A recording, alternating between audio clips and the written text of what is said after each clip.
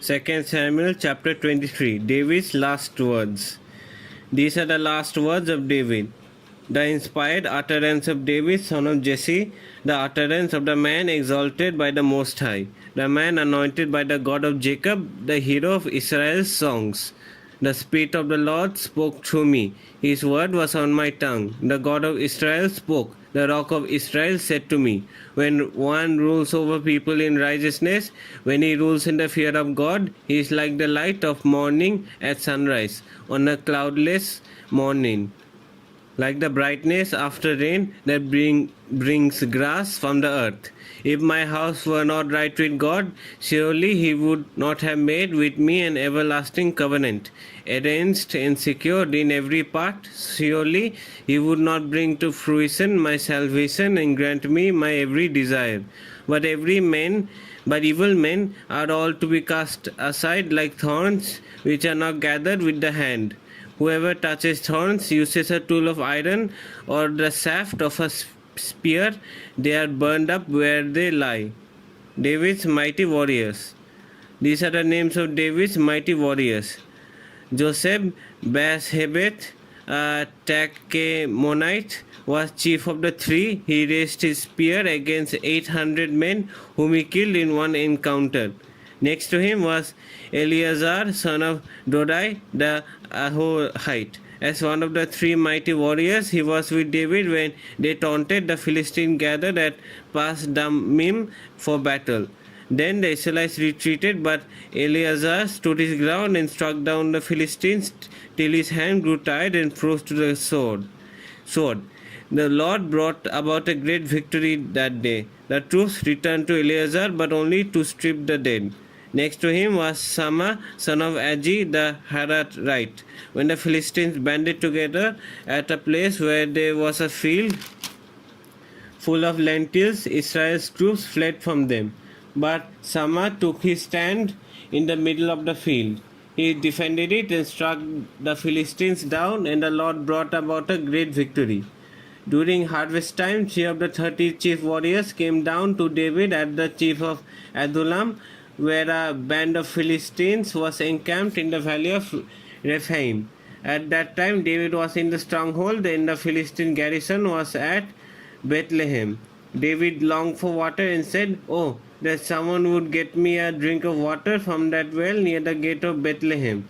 So the three mighty warriors broke through the Philistine lines, drew water from the well near the gate of Bethlehem, and carried it back to David. But he refused to drink it. Instead, he poured it out before the Lord. "Far be it from me, Lord, to do this," he said.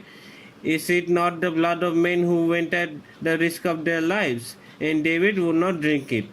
Such were the exploits of the three mighty warriors.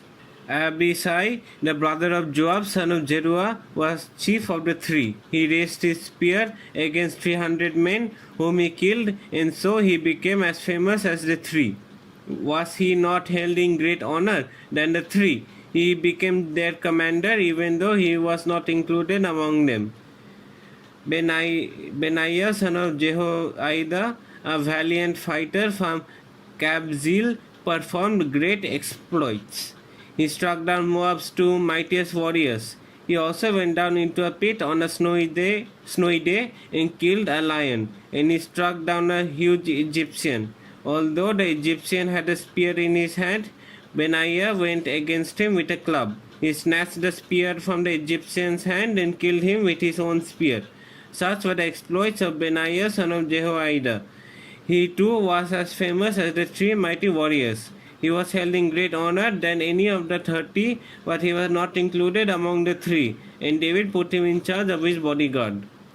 Among the 30 were Asahel, the brother of Joab, Elhanan, son of Dodo from Bethlehem, Shammah the Harodite, Elika the Harodite, Helez the Paltite, Ira, son of Ikes from Tekoa, Abiezer from Anathoth, Sibekai the Hushathite, Zalmon the Ahohite, Maraharai the Netophathite, Heled son of Bana the Netophathite, Ithai son of Ribai from Gibeah in Benjamin, Benaiah the Pirathonite, Hidai from the ravines of Gas, Abi Albon the Arbatite, Asmavet the Barhumite, Eliaba the Salbonite, the sons of Jasin, Jonathan son of Sama the Hararite, Ahiam son of Sarad the Hararite,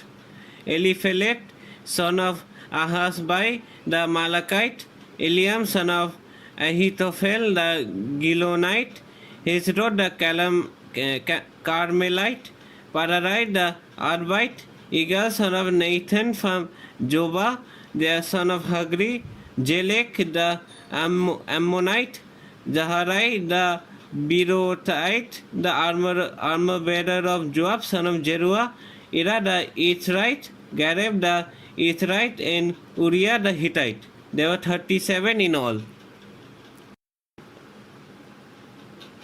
2 Samuel chapter 24.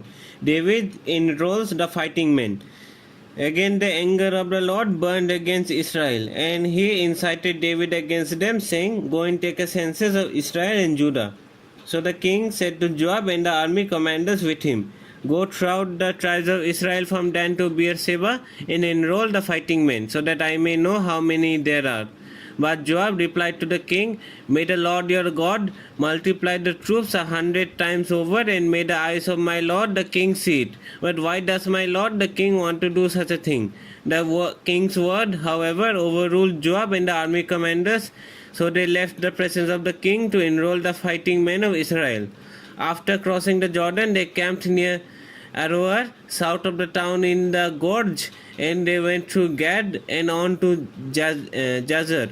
They went to Gilead and the region of Tatim, Hothsi, and on to Jan, and around toward Sidon. Then they went toward the fortress of Tyre and all the towns of Hivites and Canaanites. Finally, they went on to Beersheba in the Negev of Judah. After they had gone through the entire land, they came back to Jerusalem at the end of 9 months and 20 days. Joab reported the number of the fighting men to the king. In Israel, there were 800,000 able-bodied men who could handle a sword, and in Judah, 500,000. David was conscience-stricken after he had counted the fighting men, and he said to the Lord, I have sinned greatly in what I have done. Now, Lord, I beg you, take away the guilt of your servant. I have done a very foolish thing. Before David got up the next morning, the word of the Lord had come to Gad the prophet, David's seer. Go and tell David, this is what the Lord says. I am giving you 3 options. Choose one of them for me to carry out against you. So Gad went to David and said to him, Shall there come on you 3 years of famine in your land, or 3 months of fleeing from your enemies while they pursue you, or 3 days of plague in your land? Now then, think it over and decide how I should answer the one who sent me. David said to Gad, I am in deep distress. Let us fall into the hands of the Lord, for his mercy is great, but do not let me fall into human hands. So the Lord sent a plague on Israel from that morning until the end of the time designated, and 70,000 of the people from Dan to Beersheba died. When the angel stretched out his hand to destroy Jerusalem, the Lord relented concerning the disaster and said to the angel who was afflicting the people, Enough, withdraw your hand. The angel of the Lord was then at the threshing floor of Araunah the Jebusite. When David saw the angel who was striking down the people, he said to the Lord, I have sinned. I, the shepherd, have done wrong. These are but sheep. What have they done? Let your hand fall on me and my family. David builds an altar. On that day, Gad went to David and said to him, Go up and build an altar to the Lord on the threshing floor of Araunah the Jebusite. So David went up as the Lord had commanded through Gad.